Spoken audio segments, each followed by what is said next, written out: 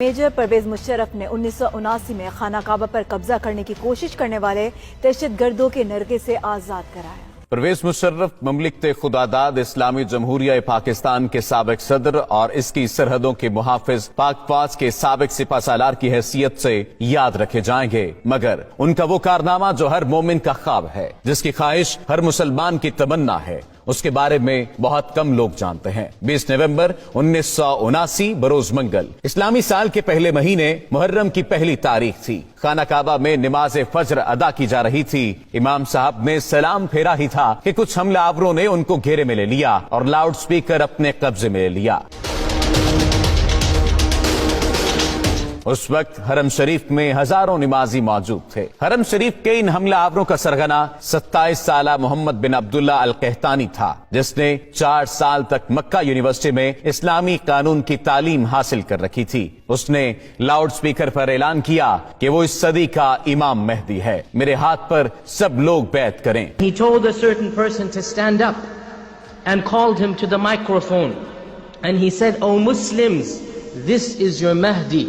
Give bay'ah to him." Muhammad bin Abdullah al Qahtani 500 ساتھیوں سمیت خانہ کعبہ پر حملہ آور ہوا تھا اور حرم پاک میں داخل ہونے کے بعد تمام دروازے بند کر دیے۔ ہزاروں نمازیوں کو یرغمال بنا لیا۔ اس گمراہ کن ٹولے نے مقام ابراہیم علیہ السلام کے قریب جا کر اسلحے کے زور پر دہشت پھیلانا شروع کر دی، زبردستی لوگوں سے بیعت لینا شروع کر دی۔ کئی صدیوں کے بعد یہ پہلا موقع تھا جب خانہ کعبہ عام انسانوں کے لیے بند کر دیا گیا تھا۔ سعودی حکومت نے ان حملہ آوروں سے نمٹنے کے لیے اپنی فوج بھیجی جو بری طرح ناکام رہی۔ سعودی کمانڈوز حرم پاک میں داخل تک نہ ہو سکے تھے۔ یہ خبر جنگل میں آگ کی طرح پوری دنیا میں پھیل گئی کہ خانہ کعبہ پر دہشت گردوں نے قبضہ کر لیا ہے۔ یہ سن کر مسلم امہ میں غم و غصے کی لہر دوڑ گئی۔ اس وقت خانہ کعبہ کو نقصان پہنچائے بغیر دہشت گردوں کا خاتمہ ممکن نہیں تھا، کیونکہ سعودی فوج ایسی مہارت نہیں رکھتی تھی۔ اس وقت سعودی حکومت کا فرانسیسی حکومت کے ساتھ دفاعی معاہدہ بھی تھا، لیکن فرانسیسی کمانڈوز غیر مسلم ہونے کی وجہ سے خانہ کعبہ میں داخل نہیں ہو سکتے تھے۔ تب سعودی فرمانروا شاہ خالد نے خانہ کعبہ کے دفاع کے لیے پاکستانی حکومت سے رابطہ کیا اور کہا کہ پاک فوج بیت اللہ کا دفاع کرے۔ اس وقت جنرل ضیاء کی حکومت تھی اور پاک فوج تو پہلے ہی بیت اللہ کے تحفظ کے لیے تیار بیٹھی تھی۔ SSG کے کمانڈوز پر مشتمل ایک خصوصی دستہ ترتیب دیا گیا اور اسے حرم پاک کی پاسبانی کے لیے سعودی عرب روانہ کیا گیا۔ SSG کے ان کمانڈوز کی قیادت ایک میجر کو سونپی گئی، اس کا نام میجر پرویز مشرف تھا۔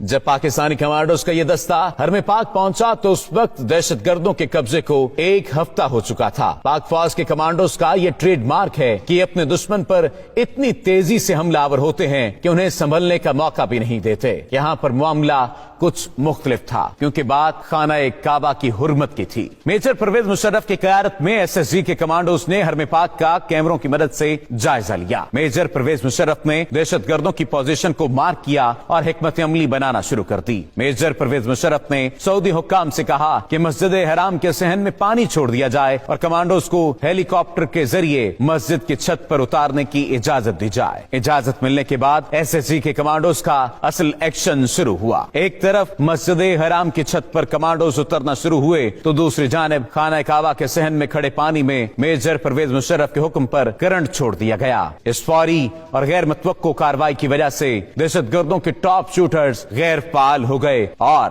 SSG کے کمانڈوز کے سنائپرز نے فضا سے ہی دہشت گردوں کو نشانہ بنانا شروع کر دیا۔ جو ہی SSG کمانڈوز کی پوزیشن مضبوط ہوئی، صحن میں چھوڑی گئی بجلی بند کر دی گئی اور کمانڈوز بجلی کی تیزی کی طرح دہشت گردوں پر جھپٹے، انہیں قابو کر لیا۔ زندہ بچ جانے والے حملہ آوروں کو گرفتار کر لیا گیا۔ دہشت گردوں کا سرغنہ محمد بن عبداللہ القحطانی اسی آپریشن کے دوران پاک فوج کے کمانڈوز کی گولیوں کا نشانہ بن گیا تھا۔ میجر پرویز مشرف کی ذہانت اور SSG کمانڈوز کی دلیری کی وجہ سے کم نقصان ہوا اور دہشت گردوں کے مذموم عزائم کو خاک میں ملا دیا گیا۔ یہ وہی میجر پرویز مشرف تھا جو بعد میں پاک فوج کا سپہ سالار بنا اور پاکستان کے صدر کا عہدہ بھی سنبھالا۔ اسی وجہ سے آج تک سعودی حکومت پرویز مشرف کی عزت و توقیر کرتی ہے اور ان کے لیے خانہ کعبہ کا دروازہ کھولا جاتا ہے۔ سعودی حکومت سمیت پوری مسلم امہ پرویز مشرف کی شجاعت اور بہادری کی